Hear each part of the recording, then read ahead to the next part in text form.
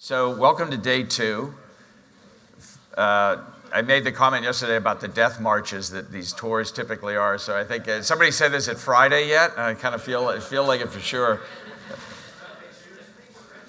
So I was thinking about. So we were doing I put down day one recap, and it was like we walked a lot, we saw a lot, drank way too much. It was a good day. That was it. Okay, that's the recap. All good. So. So let's see, a couple things before I forget some logistics. Bathrooms, are inside. Obviously, there's nothing in here. Thank you to Neelis, where are you, for letting us use this fabulous space.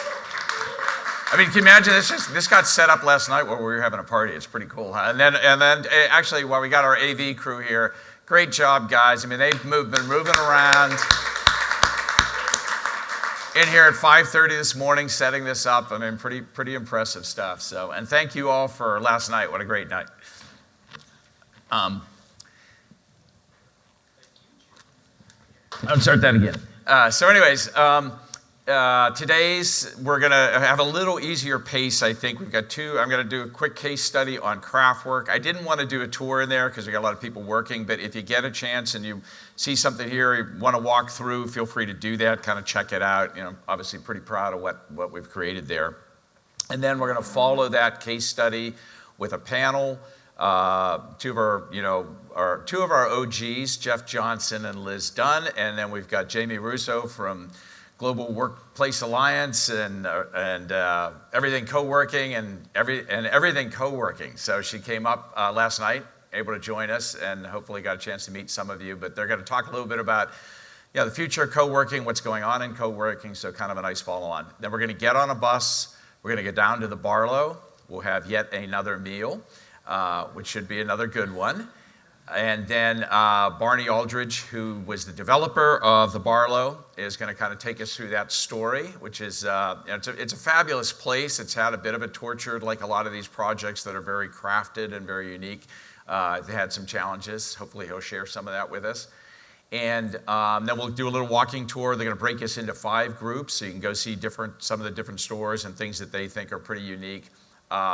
We're going to end up at Seismic Brewery, have a couple of beers. They're going to tell us their story, and then we're going to come back for our final panel with Lorenzo, Damien, and Candace talking about surviving the development journey. So, and by the way, the pastries and coffee are from Will's shop, Cousteau. He did us a solid and got those out here for us this morning, so good for that. So any big takeaways or things that were like highlights for anybody yesterday?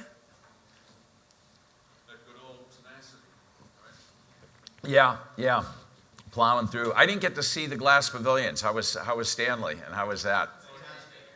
Yeah? Oh, good. Yeah. You and I met about your river house project, a couple years ago, and you told me how much it was going to cost to build it, right? Like you couldn't get a builder to build it for whatever. Right. 600 a foot, whatever. And so now you ended up with this massively expensive powder shelter, which is inferior for people that have smaller incomes. Now it's not possible. Right. Do you think if somebody was a savvy general contractor and a developer, they could figure out how to build those same houses for a hell of a lot less, because you're not going to some outside GC that wants to rape you? Well, no, actually, I think so. I mean, there clearly were some design mistakes on there that were expensive that would have saved us a lot. There were some process mistakes that we could, next time around, if there's a next time, will be more cost effective. In terms of the total cost, the construction, at least on that one, was only about half of it. So I'm not sure. I mean, I think it definitely could have been done more cost effectively and brought the price down. But the cost of the carry, the cost of the time, and again, a lot of that was self-inflicted. Some of the design things. The good news is the market was there for us. They kind of save us. But yeah, no, and I jokingly, if I did another one, it would be to see if I could capture the same outcome, but do it for a lot less money. So. I want to say to in Portland, and I compare what you're doing with that. I go, the only reason we're doing it there is we want to create a more affordable housing stock. Right. And it's like, well, how do you get there? And I saw that your soft costs were really high. They were high, and again, some of that was self-inflicted, but it's also just the cost of doing business in California. and the redos. But the construction costs, and actually I think the construction costs, while they were high, we did do that. So I don't know how many heard the story. We made the GC, or we made the builder a member of we made him a partner in the deal, and he had a profits interest which accrued as the C of Os. It vested as he got his C of Os. And that was actually a very smart thing that my attorney figured out was you don't want to, we gave him 25% of the deal, but he didn't get it the day he stepped onto the project, because if he walked off, it wasn't going to be any good for us. So he got an eighth of that 25% every time we got a C of O. So he fully vested. So he was definitely incentivized to get to the end. And the idea was he had no profit in it, and he was supposed to keep an eye on, supposed to look at the drawings before he gave us numbers, which would have been a really good thing. What's that? Yeah, it was a lot to expect. But anyway, so he didn't really do that. He bid it, but we also got, in a horrible, just to give you an example. See, he had done 3 projects in the last 2 years and had figured the foundations at $12.50 a square foot. He got 17 bids all the way down to Fresno, and it was 2.5 times what he had bid in the last year, just concrete and the price of doing stuff. So there were things that, out of the box, we'd completely blown our contingency just on the foundation. So it wasn't pretty after that. Just use gravel. What's that? Just use gravel. Yeah. Also, Jim, wasn't it cheaper than the average construction cost? I remember you saying that in Guilford in general. So overall. Yeah, I think we were $319 a foot on sticks and bricks, which if you talk to anybody up here, kind of standard measures $400. If you want something really nice, $600 to $800. So yeah, I think we did do well. It ended up costing more than.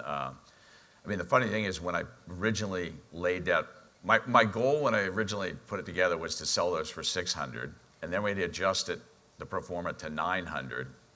Because I thought we'd never cross $1 million in that neighborhood. And then, in the time that we finally got to market, the world's changed. So,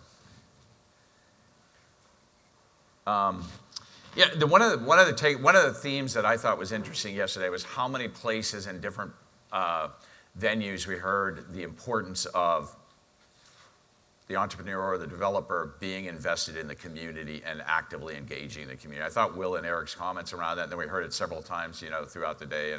And it is really frustrating, because you don't want to spend time with people who don't get it. Terry and I were talking about it. You expect people, you got your vision, you think they're going to love the project, they're going to help you get through it, and you don't want to spend the time having to educate them and listen to all the things why they're going to tell you why it won't go wrong. But I thought Eric's comments around that was really good, that we do, it's a little bit of our, public service that we need to do to get things people to understand. Michael? Underscore on that thing, though, that Healdsburg's effort to actually decide as a community what they want to do with that 8 acres before a developer came along is also really noteworthy. If we became just the deliverers of the community vision as opposed to trying to talk people into it, that's a really helpful thing. Now, it's still difficult here, but that's top of the line to do that. That was a really, and frankly, that bubbled up at the grassroots level. So there were 4 kind of key individuals in town who, the property across the street from Mill District had gone into contract in 2006, and somebody brought forward a really horrible project, and the community ran them out of town. But then the rumors were New Forest was starting to make noise. They wanted to move. They wanted to relocate to Cloverdale, per the what you saw in the film. And so a number of people who were leaders and forward thinkers, started this process called, I think it was Healdsburg Vision Project, and it was to gather a community process to decide what they wanted to do there. The city quickly grabbed a hold of it and funded it, which created some tension, but it was a good thing. And one of the interesting things, I was heavily involved in that process, so we created 3 future scenarios, and one was called the Industrial Arts District, one was the Transit-Oriented Village, and one was the Hospitality Center, which was 200-room hotel, big conference center. Industrial arts was to save a lot of the buildings and maker space, and then the TO Day was high-density residential. And like any of those community charrettes, you always end up with a hybrid.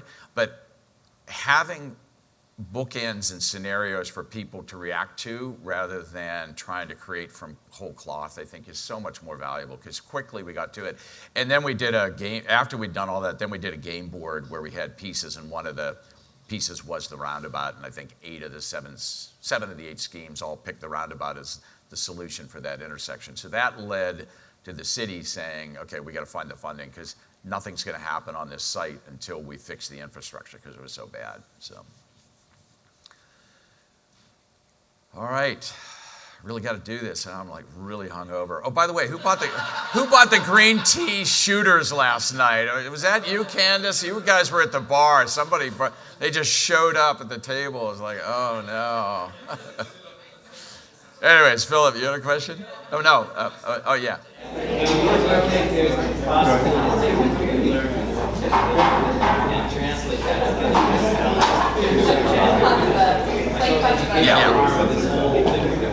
Yeah, Richard just asked is like how exportable is what we learned at River House, and I think again I don't know all of what we learned.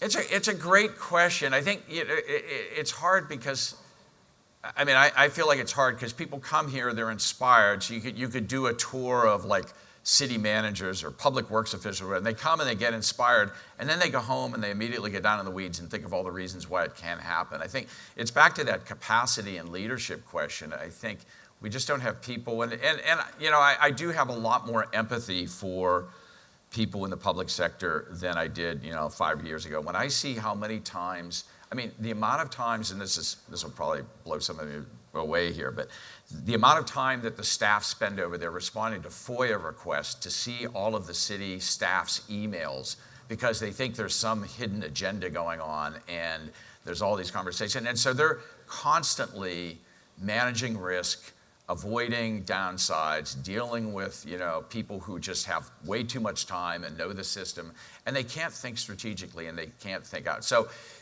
you have to find a way to help them, I think, do that without alienating them. Eric or Will, I think, mentioned, so I mentioned the turning point, one of the turning points for Healdsburg was the RUDAT process in '82, and it created those scenarios, and it kind of illuminated what the potential was.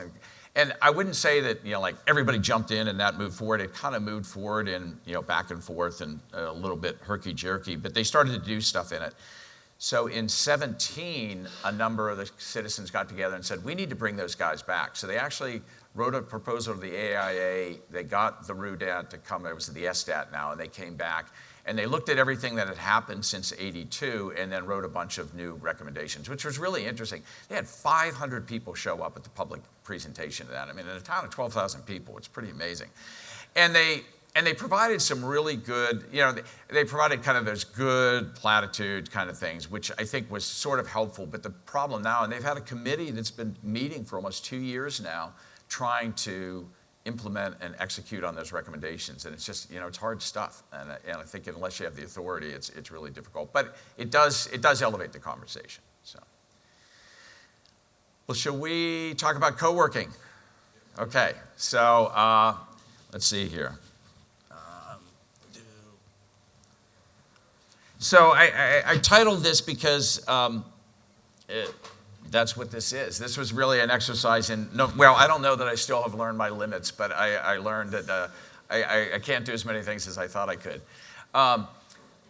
And, Craftwork grew out of, it really, I've always liked the concept. I thought it'd be great, but it was when we went to Detroit and we saw a couple of those that were done there, and they were so well done. They were so inspiring, and I came back, and I live around the corner here, so I'd walk by this space every day, which had been vacant and sad and everything else. I thought it'd be so cool to do that. So that was the inspiration. And I did a little guerrilla marketing where I had the chamber send out a survey to all of their members that basically, hey, would you be interested in a co-working space, and what do you need, and what would be important, and all that kind of stuff, and got 80 responses in about the first week. So I thought, okay, there's something here. And so that was kind of the start of the journey. And then there were these fits and starts to get the space leased and all that. And there's a whole bunch of stories there, but I'm going to try and stay focused more on, what we are and what we did and some of the key structure things, and again, ask questions. So you've been to Healdsburg. I think you've drunk the Kool-Aid. You understand why. So the basic thesis was, co-working's here to stay. It's more than just a place to work. And these smaller communities like this that are lifestyle, I loved Replay's destination communities, are going to have people coming here that will want to work either they're going to move here part-time or they're going to move here full-time, but they're used to that kind of environment. They're going to want that. but the market's too small for a WeWork or an Industrious or something. So there's a niche to be filled by a high-level, sophisticated kind of workspace that is a little bit more than just the formula model. The other thing was, when I describe it to people, I'd say, think about the Hotel Healdsburg lobby meets the local coffee shop meets the Banshee tasting room. So it was this kind of mashup of three iconic places in town, and people would really start to get that. So the vision on this was, and this took a couple of times, we'd been back and forth, but it was to create this inspired workspace that was timeless, that evolved. It was really about the small community and more than just being a business proposition. It was to strengthen the economy, because that is a real challenge in a lot of these small towns. Enrich the quality of life by having this here as a facility. And you heard so much about some of the negatives and things like that. I wanted to create a place where people who were positive and constructive and what we ended up calling doers could come together and feed off each other's energy and shift the conversation in town about all the things people don't want it to be to all the cool stuff that it could be. So it was really, there was a kind of a personal mission here to find a place of energy and create some positivity. There are 4 principles: build high quality workspace for all, strengthen the diversity and the resilience of local economies, connect engaged doers, and I love that word doers because it's kind of like so like workman-like, it's not, entrepreneur is so overused, but it's like doers, people out there doing stuff. In a mutually supportive community, and then this idea of catalyzing personal, professional, and community growth. So the strategy. So we had a benefit. One of my partners was in a creative business, and he had these 2 really smart women who were just about to start their own firm. So they said, well, we'll take you through this whole process of ideating the brand and the story, just to kind of get something in our portfolio. So it was really super. So the first thing we did was a SWOT analysis. And it's so funny because you do that all the time for clients and you kind of forget to do it on your own projects. And this was really, really helpful. They kind of put together and we tweaked it and everything else, but really understanding. And, it's like a lot of things. I mean, the community, high net worth, great location, all those kinds of things. But, it's like, well, the threats are the coffee shops and people working out of their kitchens and all those kind of things. So good kickoff process. This was kind of our analysis of the competition, and it was really the home office and the coffee shop. And this was all, so imagine, this was 2018, so this is pre-COVID.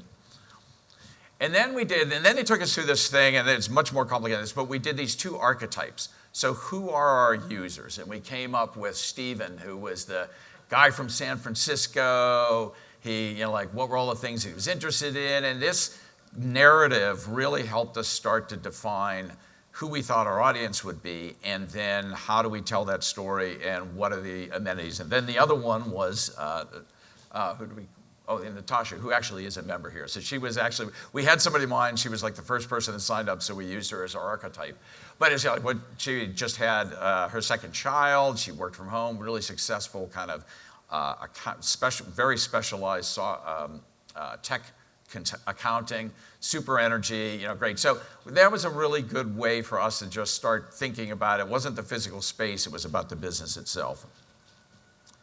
So the structure was, and I'd like to say this was like some really brilliant strategy, but it wasn't a kind of dumb, fiddling around, kind of stumbled into it. Maybe really common for a lot of you, but I thought it's actually worked pretty well. And so the idea was, we're going to take this space. It was one of these legacy landlords who their grandfather had built the building in '63. I was dealing with the son and the daughter. The son was 90 and the daughter was 67. So I walk in and I show them pictures of WeWork and Industrious, and they're like, well, Daddy said never put office in your retail spaces. And I'm like, well, that's 5,000 square feet. There's this thing called Amazon. I'm not sure you're going to get anybody to rent it. So anyways, we have this conversation, and pretty soon, the guy who's 90, literally 90 years old, sitting in a wheelchair, he says, so if I'm a young person in this town and I want to start a business, I could actually come in here and get a desk, and I wouldn't have to sign a lease, and I'd have other people. That's a really great idea. We should do that. So in an hour, we'd completely flipped around and bought it. So the deal was, we would lease it for 5 years. We had 2 extensions, get really good rent structure, pay for no TIs. So what I decided to do was to put the lease into a separate LLC, because if Craftwork didn't make it, I wanted them out the door right away and be able to release it. And if it was all commingled and tangled up, it would have been a mess. So created the holdco, which signed and guaranteed the lease, self-capitalized. I don't know how many of you heard after the panel last night, Paulo said Merritt actually remortgaged his house to pay for Hotel Healdsburg, because he said, we went to talk to the banks and we said, we're going to do an urban resort in a rural town. And they said, urban resort in rural, like none of that makes any sense at all. So he finally had to finance it. So and I'd done all the things because like I've been to all these small scale developer conferences. I can talk to bankers. So I got all these bankers and they're like, community banks, yeah, SBA, yeah, all that kind of stuff. So pretty soon, yeah, no, we'll loan you this. We really like the concept, but you have to give us a deed of trust. And I'm like, well, if I give you a deed of trust on a house, I might as well just refinance it, right? Which seemed like a really smart thing. I'm still not sure. So anyway, so it was like half the cost of capital is what they wanted. So we did. We refinanced, pulled out a big chunk. And so that became the capital stack.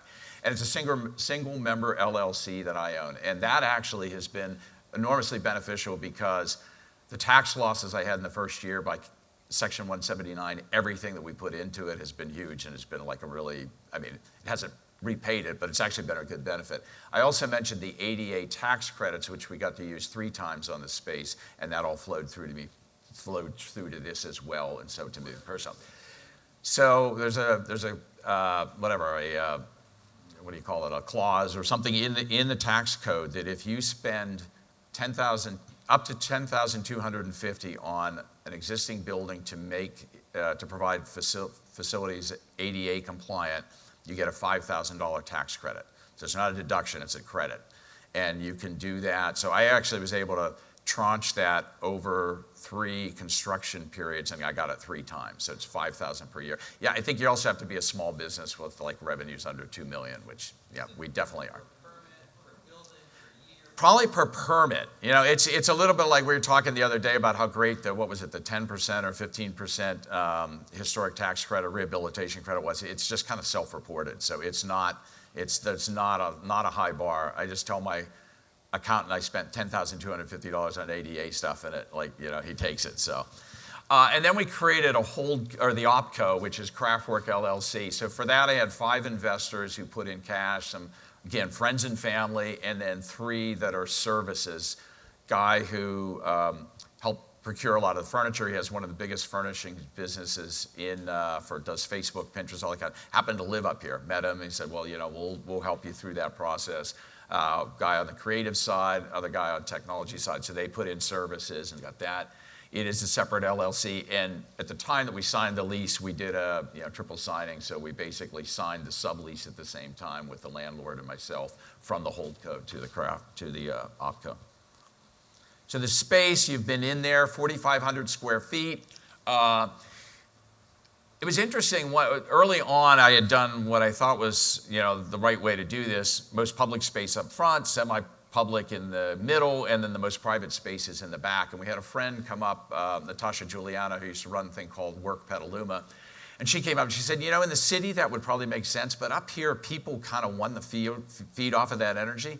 And she said, I'd really recommend you put the offices on the side and you really mix it up. And that was really a brilliant stroke, because there's an energy about the space that works really well. Instead of moving through layers, you walk in, you get the space, but you can go to the areas that you want to be, level of energy or level of privacy. The vault, which I'll talk about, was a big feature. It was originally it was a huge barrier, because you can see if you were trying to go all the way through the space, it was just stuck out too far to be efficient and some things like that. But and then you can kind of see how it's organized. The other thing that was interesting is when we did this back and we started to frame it up, we brought in some event planners, because a big part of our business plan was strategic retreats, team building, corporate think tanks that want to come up to Healdsburg, spend 2 days, don't want to be in the hotel because you got to buy their food and you got to stay in their rooms, but want a creative, what I call roll up your sleeves kind of space.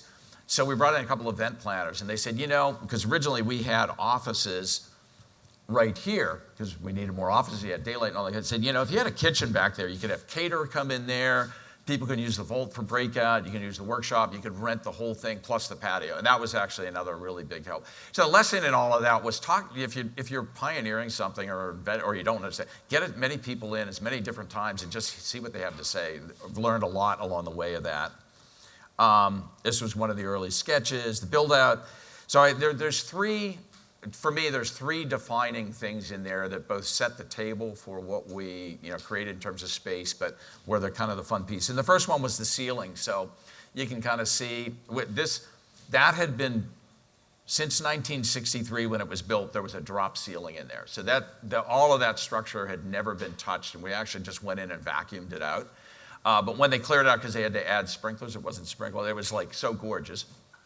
And the big debate was whether we leave it raw or we paint it white. And Michael was very helpful because a number of people came and said, oh, no, you got to leave it white. But the problem was with Title 24 and the energy codes, we had how are you going to insulate that? Because it was literally half-inch plywood on top of those things. But fortunately, the owner was about to replace the roof. And it was a flat structure that they had to build crickets to get it to drain. So we got them to make the cricket, instead of using 2x6s for the crickets, we used 2x12s. We got it, and then we just pumped it full of foam.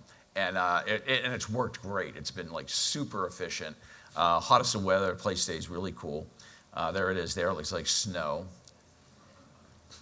And so that was about $14 grand to do that. It was a $14 grand ad, and I think the value we got out of that was huge. And then just our space. Because interestingly, this building, the parapet, it's kind of like a bathtub, so we were kind of enclosed, so it actually worked out really well like that. And there you can kind of see, and we paint, the steel beams were there, we painted them gray from the ugly green, just kind of things, and it just gave it that industrial kind of look.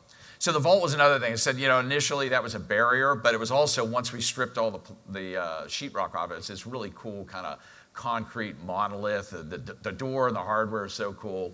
And it really, if you go in and you look, the top of that became the datum that set the top of the offices. So it informed kind of the physical space and how we just defined everything around it.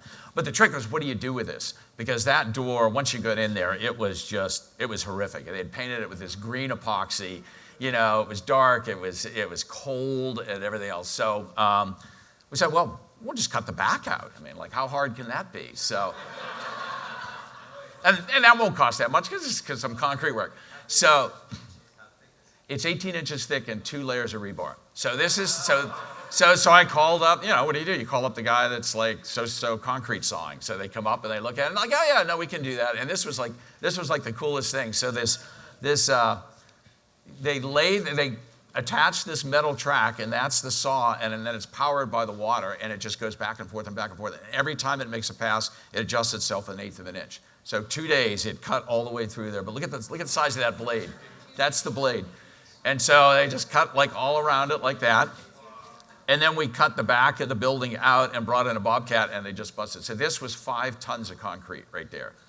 So I got really big lead points because my proportion of recycled waste by weight was huge, And then we did the walnut ceiling and wall in there, and that's just walnut flooring I bought online, and a guy laid it up, and it worked out great because we had enough depth to just put the lighting in, get some wiring in there, and then the TV, and then sandblasted the walls. And did, on the other side, we used a sanded homosote, which I learned from Chris Floor, a little trick.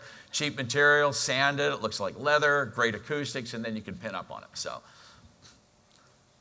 And then the last one was the daylight. I had an architect early on, and I wasn't even thinking about this, but he's like, and we were debating about skylights because we wanted natural light in there, but it's the risk and liability, and I'm just leasing this space, and what's that going to do? And so we decided, well, maybe we could cut out the back. And so we did. Literally, again, we just get a big saw and you just cut it out, right? And they did, and it just fell in with all the plaster and everything on it. But it was huge. The day that fell, and then it exposed the view of this building, that's kind of this really great kind of composition of that. And then these big sliders that then allowed us to access a patio. So those 3 things, I think, really in so many ways define the space and give it the drama when people come in. They're like, oh my God, this is so cool. So you can see. Okay, so the positioning. So a couple of things that we've done, and one of the defining or really informing moments, as I was putting this together, the shed closed. And so if everybody knows the shed, it was this really iconic, beautifully designed, way too precious place to buy food and $300 shovels that you'll probably never use. And everybody was like, oh my God, I can't believe the shed's closing. So the cautionary tale that I took away from that was it was a beautiful space. They designed it really well. They had an interesting kind of offering, they had never engaged in a way with the community. Because there were a lot of people that said, I'm not surprised. I'm surprised it lasted as long as it did. They never became beloved by the community. And the message to me was, this has to be a really important part of the community psyche, and people have got to want to make sure this succeeds. So the first thing that we did was we created this program called Craft Partners. And this was something that I thought, as the goal was to take this other places, this would be something that would anchor the business uniquely in where we are, but allow us to go to other places. And so we wanted a place that was always unique and spoke of the town, but if we go to another town, the operating formula is the same, but the space and then the partners. So the partners are locally owned, unique businesses that we support, 2 in each. We have 6 channels: wine, spirits, breakfast, lunch, dinner, specialties. I forget what the other ones are, but the idea is that we support them by using them. So this is Cousteau, they're one of our partners, and then they give our members discounts. So we have Craftwork Wednesdays at Cousteau, and the members get 20% off. Dragonfly, which does our flowers every week, they have a thing where it's free delivery to any member in town. So there's just little things like that that adds being a member, gives more value to being a member, but also shows how we're supporting the community. We decided early on we didn't want to do one coffee and buy into that. So what we do is a craft coffee, still rolling this out, but the idea was every 2 months we'd change to a different local artisan coffee so that we could showcase different things and kind of also just get a little energy, and then people could get exposed to new brands. And then we've done a number of things to try and make people know we're here, because I'm still shocked at how many people's like, I had no idea this was here, what is this? So one of the cool things that we did that was really successful was Headshot Day. So we brought in a professional photographer, and we'd set him up for a day, and so if you're a member, it's $50, and if you live in the community, you can come in, you schedule it online, it's $85.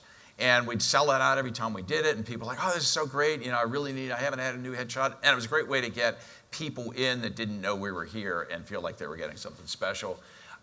We do a nonprofit program where we have so many hours a month where they can use for free the meeting space, and then if you're a nonprofit whose mission aligns with our values, it's 50% off all the other rates, and that's been really good. One of the things we're trying to do, we haven't been able to do, is create what we call a nonprofit incubator, where we get a local wealthy individual or company to buy down one of the offices, and then the nonprofit can use that office 1 day a week. So we'd get five nonprofits would have an office for like $100, and then somebody would else buy them. The Small Joys program was really a really fun thing. So during COVID, like right when it hit and the world sucked, we came up with this idea. We got these craft partners. They're trying to figure out how they're going to hang on. So we did this thing, and we made it really fun. And we came up with, every Friday we would do what we call Small Joys for Sheltering in Place. And for $25, we'd come up with something where you could, so it was like a bag of coffee from Flying Goat and their granola, or it was a bunch of flowers for Mother's Day, or it was Young and Yonder cocktail kit. And it got to the point where people were so excited about it that it went beyond our membership, and the community started buying into it. And it was like, oh, what's happening this week? And it was like people felt like they were supporting the local businesses, but it was something to look forward to when the world didn't seem very bright. And so we did that for about 20 weeks, and it was a really great way to build. So we raised about $10,000, and it was all direct pass-through. We didn't take anything out of it, and we raised about $10,000 for local businesses. Talked about the Craft Partner Program, and then Crafted Conversations we've been trying to do, and I'm sure Jamie and Liz can talk about this, but trying to get some content that was unique to here. So we had to do all that online, but the idea was to make things available to people.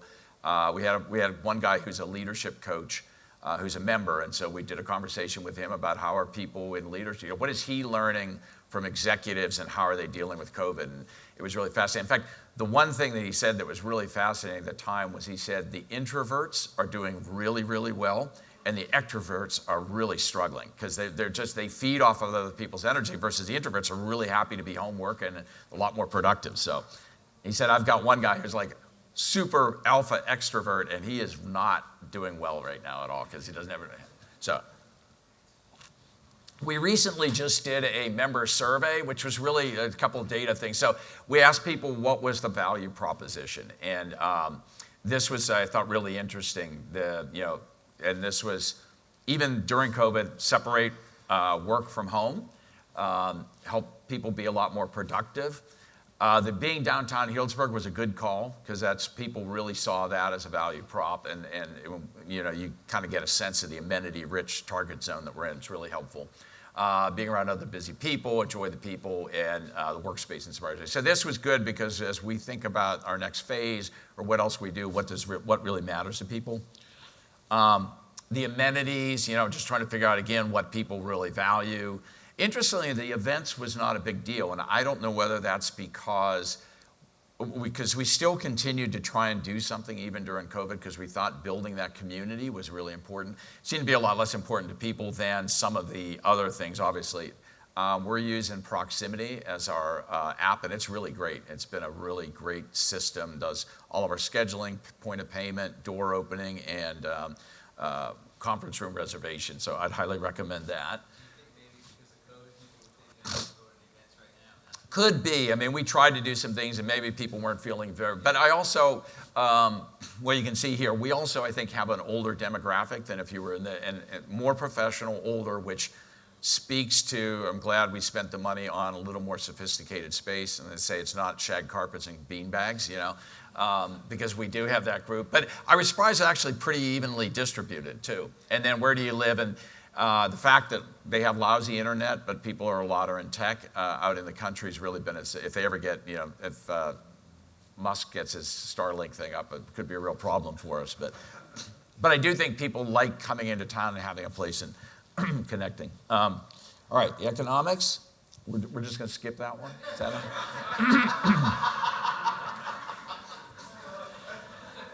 So we did a couple, so we've got, kind of looked at the universe, said what are the going rates, and so we've kind of tested this out. The day pass, we call it our gateway drug. Actually, the book of passes is our gateway drug.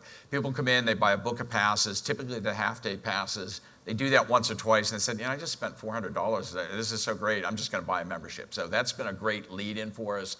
Got the social membership, which has been a little hard to manage because we try to what's the differentiation between a social and a bohemian, because we do let people come in and use it, but it's supposed to be no more than 4 hours a week, but who's monitoring that? The bohemian's a good one, so that's, so first of all, we're open from 6 a.m. to midnight off your phone. We're staffed from 8 a.m. to 5 p.m.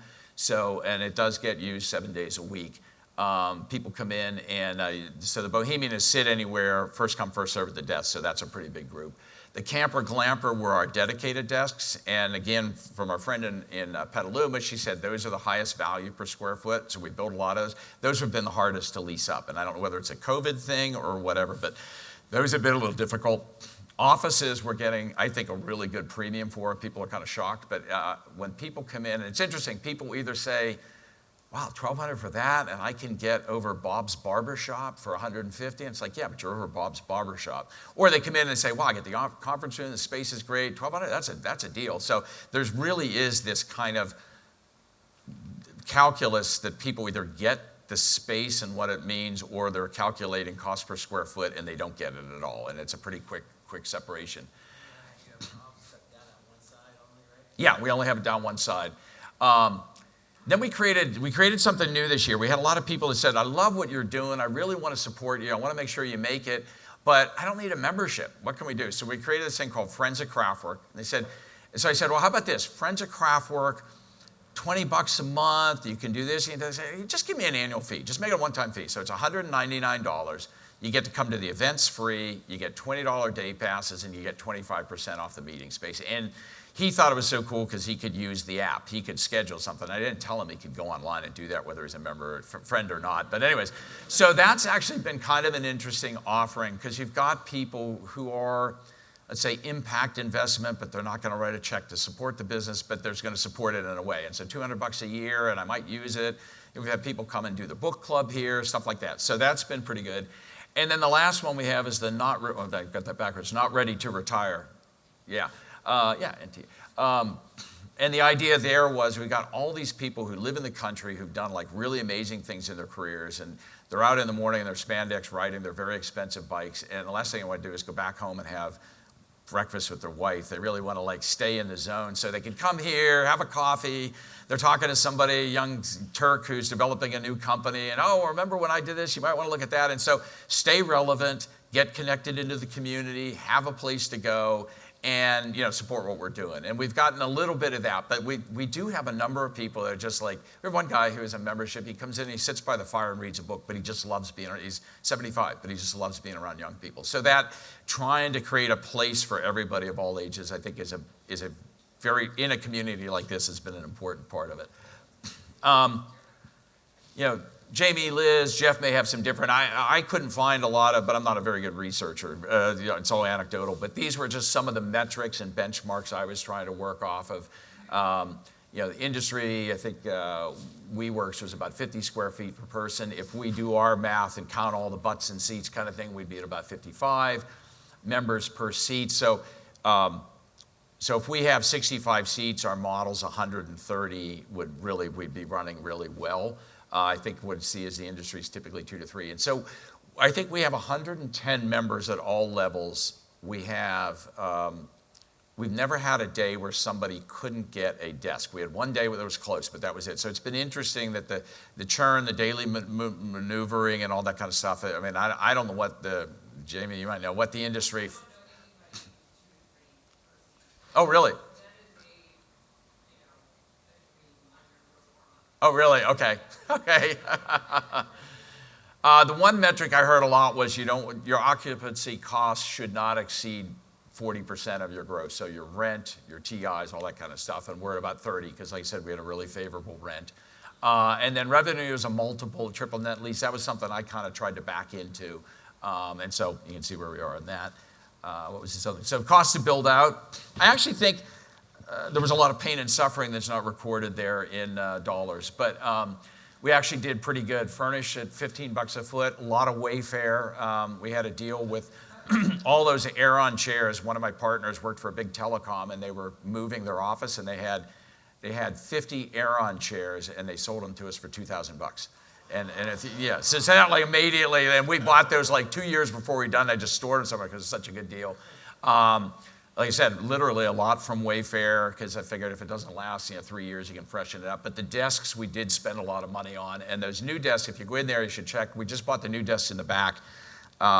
They're made by a local wood shop here. Jeremy, you'll appreciate that. I was telling you about these guys. They take the plank, it's oak strips that are dropped into casks to oak the wine, and once they do that, they can only use it once. So they take these little thin strips and they laminate them up, and then they make these boards called vino planks. So I had them make all the tops, and then I bought the legs from Semi-Exact, which is like a really bad name if you're making something. I don't know.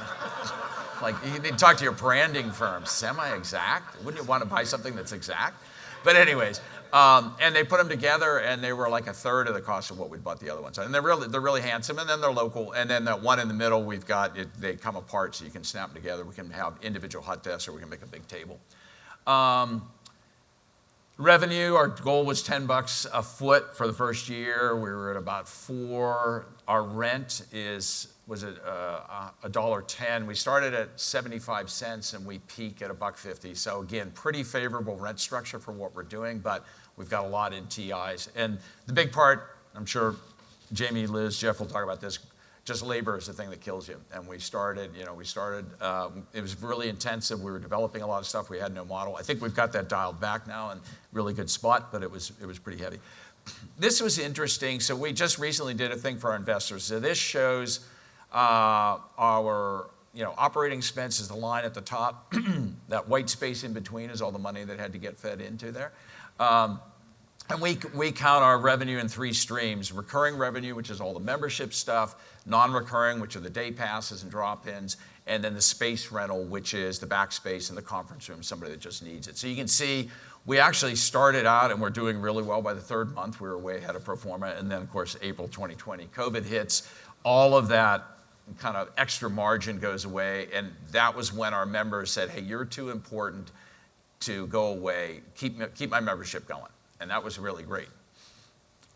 And then you can see as we're starting to climb out, and it wasn't until April this year, or actually May this year, where we hit the holy grail where the operating expense and our goal was that recurring revenue should be cover all the operating expense, and then everything else would be margin. So we're kind of now hitting into that zone, which is good as everything's coming back. This was a really interesting one because I was about to, we're getting ready to renegotiate our lease because we actually may expand in the space next door. And I wanted some leverage to have a conversation with the landlord. So as a part of the member survey, I asked people, how much are you spending in the center around you, and how much are you spending in downtown? And so you can kind of see this was on a weekly basis, so what people were spending. So then we just worked through the math and we said, okay, this is what our members are spending, this is what we're spending on catering and flowers and cleaning services, and it came out to about $250,000 of impact in the zone that we're in. So that, it's a really good story, and I think an important part of, we were talking about economic development yesterday, but to be able to quantify and monitor or talk about the value of this as a contributor to the local economy in a lot of different ways. Okay, lessons learned. So talk a little bit about, oh, thank you so much. This isn't green tea shooter, is it?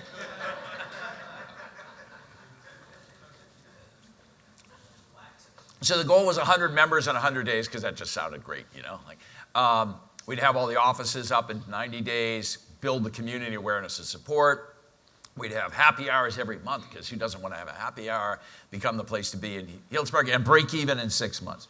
What I got was, got 95 members in 60 days, so we felt like, we're actually beating our goals.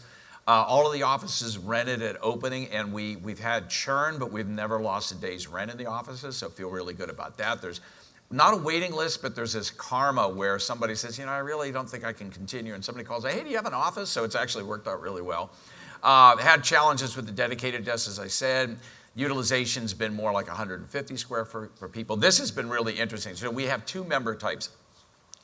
We have the city people who've moved here, they're in tech, and they totally get it, and they walk in, it's like, oh yeah, no, what's it cost? And then you have the local wannabe, but you have to explain it. It's like, okay, so now is there somebody that's gonna answer my phone? And is there somebody that can type up my papers for me? Like, no, that's Regis. You don't want to go there. So, but I loved it. I mean, my best story was I was in one day early, and this guy's like pulling on the door, comes in. I'd never seen him before, and I said, "Hi, can I help you?" And he said, "Oh yeah." He said, he's signed up. He said, "Yeah, I grew up here, went to high school." He said, "I'm in New York. I work for Goldman Sachs, and I was walking over to the Goat to get a coffee. I'm home sheltering in place. Walking over to get a coffee. I saw your place, so I just signed up online on my phone, and got a membership." And then these other people are like, "Now, how does this work again? You charge monthly?" And like, well, how do I pay for that? So I mean, it's a generational and it's a locational geographic thing that you spend a lot of time. But the thing is, as I said earlier, I think the community really wanted us to succeed, which was my goal, was to make people feel like this was really important. This was not just, another thing spill in the space. This was something that was a community offering.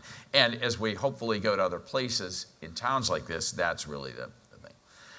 Key takeaways. So many of you know this because this is what we talk about in Small in General. It's not just real estate. It's about the experience and the lifestyle you're creating. And I think if you get it right, it does sell itself. One of the things that we used to say was, if we get people in the door, it was a really easy sell. Our problem was getting people in the door because they just didn't know we were here. They didn't know what it was. But once they're in and you kind of explain that, no, somebody's not going to answer your phone, it sells itself. You're selling community, not square feet. Again, a lot of people get that.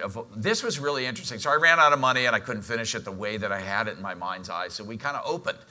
And then we got a little more money, we got something, and so we'd put stuff in, and people would come in, "Oh, what'd you do this weekend?" And the people who were the early adopters felt like they were authors of the project. And they were so excited to be part of the entrepreneurial ride. And that was a really good lesson for me, that you don't have, in this kind of a thing, yeah, if you're opening a hotel or a restaurant, it probably has to be perfect. But here, where you want people to have intellectual and emotional buy-in, being a part of that was really valuable.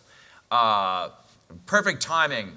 Lori Wood, our founding community manager, makes it or breaks it. And I learned that from all of you that I've talked to. The community manager is so critical. Lori was there on the ground floor before we opened, helping us get everything open, getting the systems up and running. And, it's really critical because it's the face of the business and all of that kind of stuff.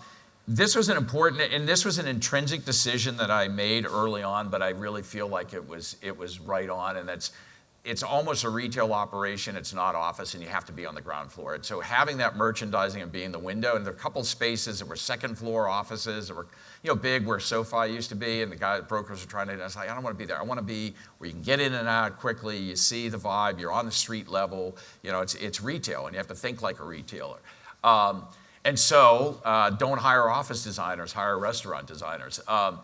One of my biggest battles was the lighting. I could not get the engineers to design. I kept saying, think restaurant. And they kept designing, you need 30-foot candles, no, I don't. So I literally had an app on my phone, and I'd go to the places that I really liked, and I'd walk around and say, okay, how many foot candles? How much is this? And I'd call them, hey, I'm standing in Joe's coffee shop, and it's really cool in here, and it's only 12-foot candles. That's what I want. And so they still designed it, they approved it, and I took out half the fixtures, and we didn't use most of what they spec'd. I bought a bunch of stuff from Lumens, as cool little Sputniks and stuff like that. And because I think it's all about that. It's because people are looking at their computers, or they're not. So it really is a restaurant kind of design, not office design.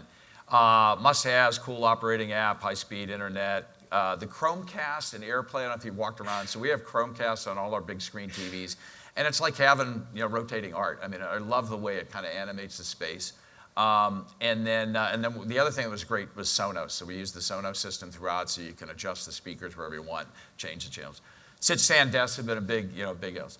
So realize what business you're in. Nothing is off the shelf. We thought we had the perfect playbook in terms of menu of membership types, and almost everyone is bespoke. I mean, people come in and say, well, I only want 3 days a week, but I need a little more conference time, or, so you're constantly like, adjusting it and whatever else to try, and because you want to get that person in the seat.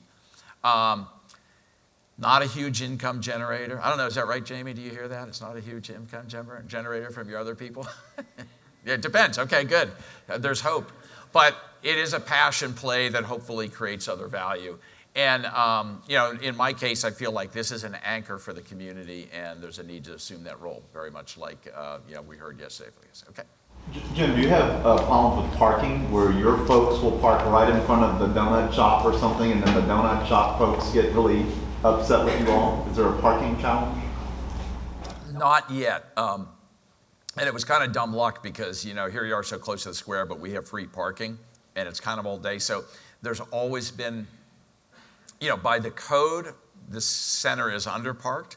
By reality, there's always spaces. But as we've been filling up and the other things are becoming more lively, it's getting harder and harder to find a space. And they limit the ones across the front of it. So people are pretty good. I mean, the people that are here usually park in the far thing and walk across.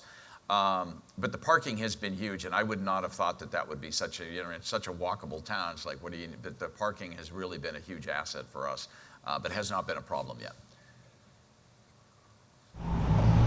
I have a thought and a desire that you have a Craftwork in every city that you don't want to use 16 prisons. 16 events. Oh my God, that sounds exhausting. All right, well, I want to go to the cool places, but he said I should put one of these in every one of the all the places we've had small-scale developer forums. I've got to say, the other thing that we've struggled with a lot, we thought Craftwork was a really cool name because it's it's about your work is your craft, and it's your passion about it, and craft beer and craft cocktails and all that thing. I can't tell you how many people come in and say, so do you have like hobby supplies, or is there a scrapbook class in here? Like, no. So we're really debating about whether we got the right name, because we thought in these smaller communities it was like totally singing. It's really a challenge. Or they say, they spell it with a K because they're from the 80s and they think it's that German, electronic band. So, yeah. All right. Oh, yeah. Adrian. So how much of your time did you devote during the development, build-out phase, and how much of your time is it on site now? Well, that's a great question. A lot of time during build-out, because that's back to the original slide. So I was developing the operating company, doing the design, sort of managing the building, the trades, and then trying to get it financed while we were building it. So that was a lot. it was probably 70% of my time, and now it's probably about 20%. I'm spending more time than I would like. I mean, the good thing is I'm obviously deeply in it, so I'm understanding a lot about the business, but it's also, it's free. I'm not part of the labor structure yet, so if we didn't have that, it would be problematic.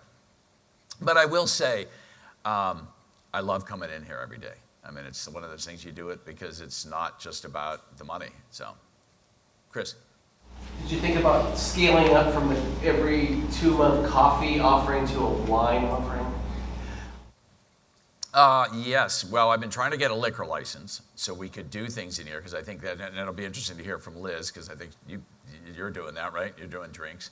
Always envisioned that. I actually talk about this as club working. So the idea was, hey, we've been downtown, we had a really nice dinner, everything's closed, we're having a good time, let's just get a bottle of wine and go sit at Craftwork around the fireplace and hang out. So this idea that became kind of a club room, but if we could sell stuff, there was one in Napa that did that. They had one of those card systems, and they tried that, which was pretty clever, but it was, Napa had this weird rule where you couldn't serve wine and have food. So if you had a meeting in there, you had to go out. You couldn't bring food in. I mean, it was terrible. So it didn't work.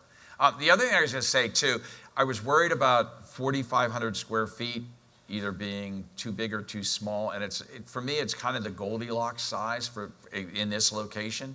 Because even if there's only 2 people in there and part of the design and stuff like that, it feels active and energetic. You can put, 30 people in there and it feels good, but it's not like there's another one down the road that's much bigger and it just feels vacuous all the time. You go in, it's just like no energy because it's so big. It has some design problems, but I think the smaller size actually works. And obviously during the worst of times last year, I didn't have a huge rent nut to try and cover. So smaller, maybe more efficient, more flexible is good. We did not. We made the decision. It was, frankly, it was just survival. So we said the clever line was, as an employer, our employees are not going to come in. So Lori worked from home, but if you feel you're an essential worker and you need a place to work, we're open for you. So, and I would come in. And so we had, and we were, so we had 3 epics of member. We had our immediate ramp up. All the people were so excited. We showed you those numbers, beat our pro forma. That fell off. People said, you're too important to go away, keep my membership going. After 90 days, they said, wow, this is going to be longer than we thought. I can't keep your membership going. Love to help you, but I can't. But there was this wave of people that had come up from San Francisco that were sheltering in place, and they're like, oh, this is so much better than anything in the city. But I'm out in an Airbnb in Dry Creek, and literally the one woman was an exec with Airbnb, and she needed security and high speed, and so she rented an office. And so they carried us through to about the fall. And then the fall hit, and they started to go back to whatever they were doing in their lives. And then we had all the people that said, I can't work from home. I got kids trying to school. There's no bandwidth, too many disruptions. So they kind of picked up. And then about March of this year, we started getting our real full members back. But so we limped along through all of those different memberships and did whatever we could. Our biggest thing was we took a big hit we had a number of big corporate meetings planned for like March, and we lost 6 of them in 72 hours. And that, that really hurt. If you expanded, what would you focus on? So we would do more offices. And we would do the space right next door. It's 15 feet wide. It actually lays out really well. So we do more offices, and we would do a secure meeting space that's private. So when we do groups, it is disruptive. So we want to price it. One more conference, some more phone booths. Phone booths were huge, and we way underdid those. Made them too big and not enough of them. And that's, just given what we've been through, phone booths have been big. But that's a big, and the other thing, I don't know if you have this, Liz, but the other thing is people are incredibly respectful. They come in and they say, I have these people come in and they say, so what are the rules here? I just want to make sure I don't disrupt anybody. Is it okay if I take a call out on the floor? It's really amazing. People are really, almost all, 99% of them. What's that? Yeah, almost all. We have 1 or 2 bad actors, but you kind of have that little wave at them. So, has your 90-year-old landlord been in? What's that? Has your 90-year-old landlord been in? They have, and they are thrilled. They are really thrilled. Because they feel like, if you'd seen this center before this, and then at the same time we were opening, the woman did the daily method down the hall. It was a pretty sad place, and people are like, wow. Now it's really, we cleaned this up in the back. We've been continuing to deal. I mean, all those things that you do when you take care of, the environment you're in. Yeah, and I want to do a quick time check too, because I want to make sure we don't, what are we at? 10 to 10, okay, so okay, all right, we're good. Well, let's do 2 more questions, and then we'll take a quick break while the next panel comes up, and I can chat. Yeah.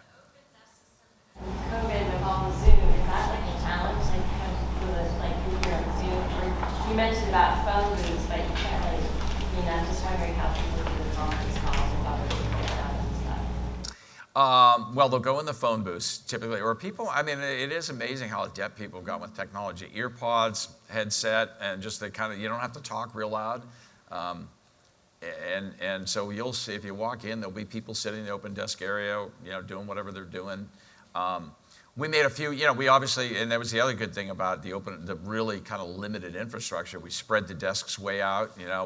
We did put those glass panes in between the dedicated desks, and that was kind of a really nice, simple, clean way to solve that. Because we didn't want to do a bunch of cheap stuff because we didn't know how long it was going to last, and then really we just opened and didn't want to bring it down. So.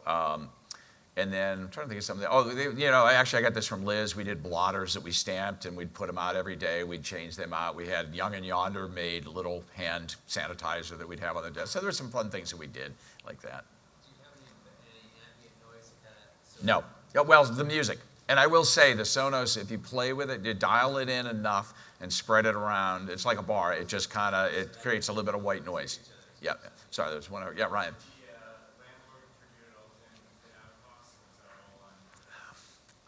Yeah, they did. So total fit out was $450. Well, it was $510, and they gave me $60. So I paid $450. Yeah. I was just going to make a comment, Jim, that I liked that you picked a strip center, a shopping center for this location, because you could have maybe found some space downtown, but this activated this center. So Yeah, I like that. And it was, it was both practical because the rent was cheap. And it was a bit inspired because I thought it could be a really cool space. But you had the parking and all of that. And we did look at some other sites around town, but there wasn't parking, just didn't quite have the same bones. We actually tried to buy a building, which, I don't know, it'd be interesting again to hear from you guys if you think it's worth owning the real estate versus leasing it and these kind of things. That was the other thing. But yeah, it's worked out great. It's worked out great. In the past when I've been here, this center just seemed not very activated, and the tenant mix wasn't quite right. Right. But this seems like this will be an attractor for other tenants in the building that will be more complimentary. Yeah. Good job. All right, Derek, you get the last one, and then we'll break, and I can chat. Oh yeah. So this is my new neighbor here and good friend Neelis. Neelis, tell us what this is. Don't know quite yet. I think we'll have 2 residential units built on it and keep this space as a studio gallery. Craftwork gets to use it. Yeah, so I call this squatting with benefits. We've been using, Neelis has been very generous and, keep it clean, keep the homeless out, so we do that. And then when we were doing this today, it's like, I can't fit 55 people in there. So we decided to do this, which I thought would be kind of fun to hang out in here for the, the morning and do this thing. So anyways, with that, why don't we take a quick break. Why don't we be back at 10 o'clock for the panel. And just so again, we'll do the panel. We'll do another short break. You can leave stuff here today if you want in the back room. And then we're going to be getting a bus at 11 o'clock out in front of the center. So. Can I get a couple of your books then?